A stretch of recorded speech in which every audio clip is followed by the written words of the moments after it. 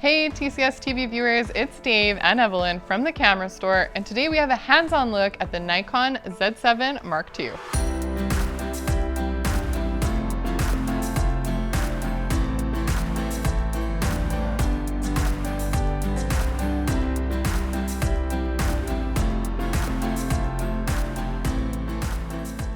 The Nikon Z7 II announcement has been kind of quiet for Nikon, but we were excited to get it in our hands because we quite liked the Z7 that was announced in 2018.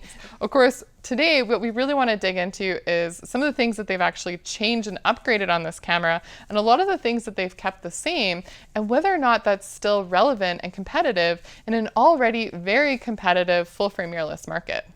When I got my hands on the Z7 II and found out it's the exact same sensor on the original Z7, I was a little disappointed, I have to admit. I'm always excited to see a latest and greatest and the biggest and baddest sensor, but the original 45 megapixel full frame sensor for the Nikon Z is a fantastic sensor. I've always appreciated the quality that we can get out of it, and when the original Z7 was released, there wasn't a great selection of lenses from Nikon. They were kind of limited at first. Now they've really flushed that out. You have great lenses like the 14-24, the 24-70, and that amazing 70-200 in the Z mount that really match the level of detail that this sensor can put out. The dynamic range of this sensor is really nice. The files that come out of this camera are really nice and meaty and give you a lot of post-production flexibility. Take a look at this shot of Brendan taking a slap shot, and I purposely overexposed a little bit to try and get more detail out of the black outfit he's wearing, but I can easily crush the highlights and bring back some sky detail.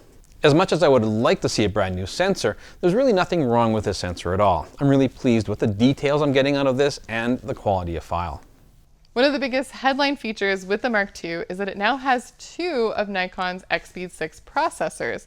And so this promises to give better autofocus performance and enhances some other features as well. I wanted to bring you guys out here to the wilderness to talk about some of the things that I'm finding are enjoyable about shooting with the Nikon Z7 Mark II. Now, one of the big things for me for shooting landscape photography isn't a new thing for Nikon. Actually, the D850 and the original Z7 both had this ability, and that's to shoot with a base ISO of 64. And this is very useful for shooting landscapes, but I found it particularly useful for being able to get kind of an HDR look while shooting action. And so in this example, I was able to shoot directly into the sun and get a nice sun star, but be able to preserve my highlight information knowing that I could bring up my shadows. Another advantage of having the base ISO of 64 is you can achieve some different video exposures without having to use ND filters. So again, in this example, I was able to get a similar look, and I didn't have to use ND filters, and I also didn't have to crank up my shutter speed in order to get the exposure I wanted to achieve. One of the areas that is a hot topic right now is autofocus performance. And don't get me wrong, the autofocus performance on this camera is an improvement over the Z7. Right now, I would say that Canon and Sony are at the top of class when it comes to autofocus performance. I mean, when you can get 20 frames per second with continuous tracking autofocus, that's very impressive. And I notice when I'm shooting those cameras, I'm not switching which autofocus mode I'm in because you can pretty much just set it in that and forget it. With this camera, I can absolutely achieve great autofocus and get it quickly, but I am finding that I'm switching between which modes I'm using. But if you want that tracking, then you have to go into a slower frame rate. And again, that's just one area where this camera is falling behind the competition. Hear me out though. It may not be the best in the business right now, but it's still very good. And if you're someone that's been shooting with a DSLR camera, let's say even a D850 that had great autofocus performance, this is going to be a step up because you have that face and eye detection, you have exposure preview through the electronic viewfinder, and so this might still be a good choice for you. Not to mention they've added some autofocus features using the dual X-Speed 6 processors, and so that includes having eye detection for video, which we're finding looks great. Another great feature is having this wide area AF mode. That's kind of interesting. So if you have a group of people and you want to have more control as the photographer over who you want to focus, you can select the box so that it moves over top of that person and tracks their eye, and it's going to ignore the other people. So in this example, even though Ivy and I are obviously way cuter and we're closer to the camera, you can see here that it's focusing on Dave, it's sticking with him because that's where we've placed the focusing box. And so if you're someone that likes to have more control, you want to have more of that experience of switching between which autofocus modes you're in, and you don't want to just rely on continuous tracking autofocus, then this might actually be a better option because you want that type of experience. We wanted to put the camera in the hands of someone still using DSLR cameras. So we called up our friend Jeremy Folkens, who's a professional portrait and commercial photographer based in Calgary. He does some amazing work, and you should definitely check out his project Back to the Land, where he's photographing people across Canada. It's absolutely beautiful. But we brought him in, we got the camera in his hands, and because we're all feeling kind of crappy about Christmas this year, we wanted to take some very, how would you say, festive, miserable, social distance photos of some of our friends.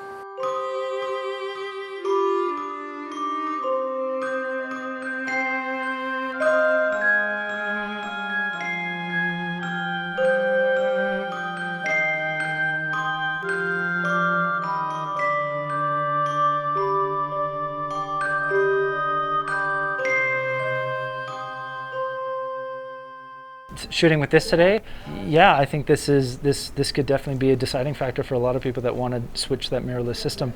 Yeah, I'm very pleased with what we shot with it today. When I picked up the camera, I thought, oh, it's a little small, but after using it, shooting with it, getting used to some of the functions and the buttons, I really enjoyed it. It actually felt almost like a little more hidden, I guess. With when I shoot with my 850, it's a focus, move camera, focus, compose, focus, compose.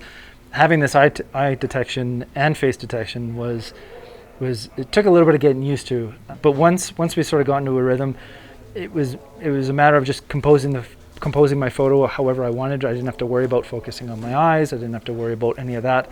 And then even with the continuous motion that we experimented with, it was incredible. It was absolutely incredible. With the additional processor on the Z7 II, we now have improved video functionality. We can record up to 4K 60 all internal, which is really nice with the inclusion of face and eye detection. We do have a slight crop in that mode. Now I'm enjoying the video quality I'm getting out of it, and part of that, if I'm hand holding, is that we have a stabilized sensor.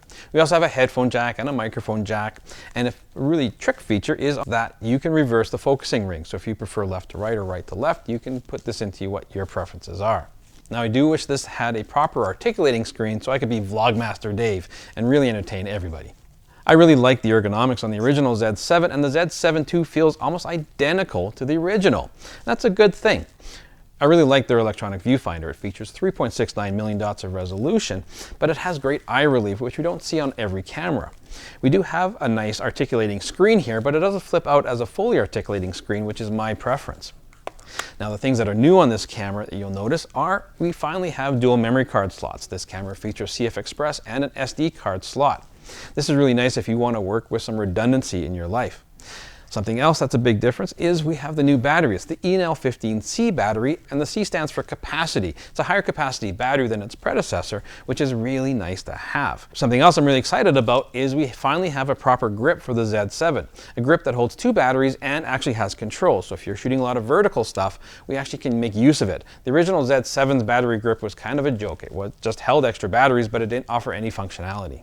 Nikon is finally flushing out their lens lineup with a lot of fast prime lenses, and if you're into astrophotography, the Z7 II is really going to help you out with a couple things. First one is we have a maximum shutter speed now of 15 minutes. We can really let that light soak in. We also have the ability to do time-lapse. I can't wait to get out and actually try this in the night skies.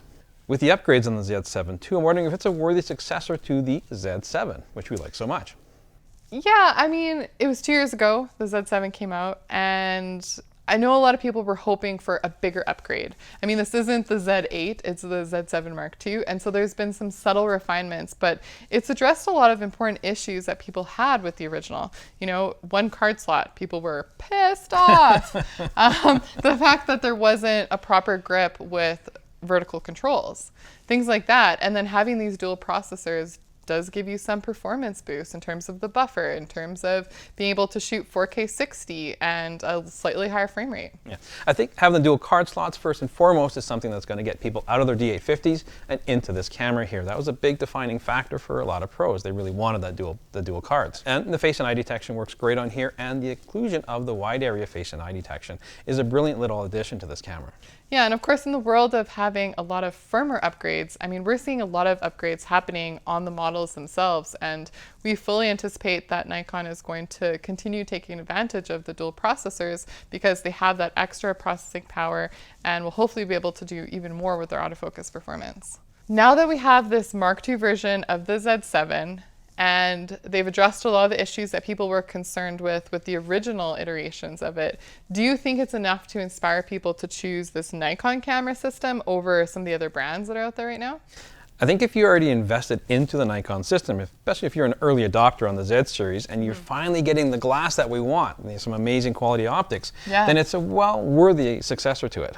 Definitely. I mean, they've come a long way with the optical options, and the glass that they're putting out there is fantastic. I know you've really enjoyed using some of the newer lenses that have come out the last few months, and I would agree with you. I think that if you're invested in the system, it's definitely the way to go. And if you're someone that had been shooting with even the D850 and you haven't experienced mirrorless, this is one thing I can't stress enough. Having things like face and eye detection and exposure preview through the viewfinder is a totally different experience and makes it just that much better of a tool. It makes your job easier. Oh, it's fantastic. If you get a chance, try it out. Just face and eye detection alone is well worth the price of admission to mirrorless cameras. Yeah, and not to mention, the feel of the camera goes a long way. And Nikon has been known for making very good feeling cameras, and I still love the feel of this camera. Every time it goes in my hand, I think it just feels like a good camera.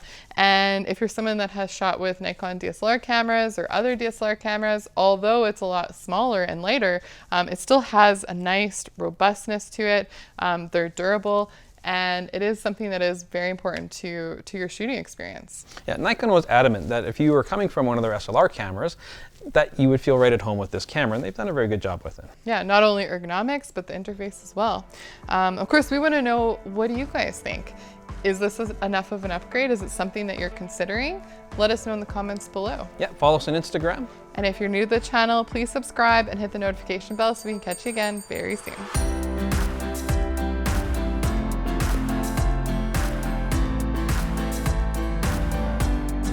Thank you so much for watching. If you like what you saw and you want to get updates on new episodes, please subscribe by clicking up here. And if you're local, you're in Canada and you want to support us, please shop at thecamerastore.com down here.